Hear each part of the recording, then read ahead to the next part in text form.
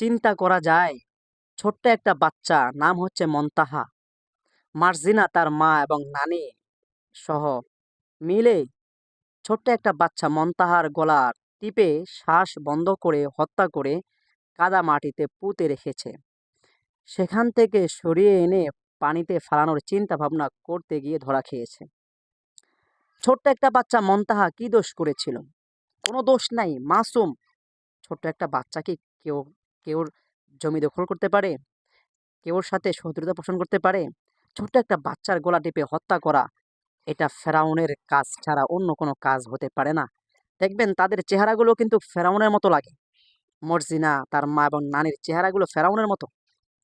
এই নব্য নারী ফেরাউন, লেডিস ফেরাউনের মতো হাজারো মানুষ বাংলাদেশে আছে। শেখ হাসিনার কিছু রেখে যাওয়া ফেরাউন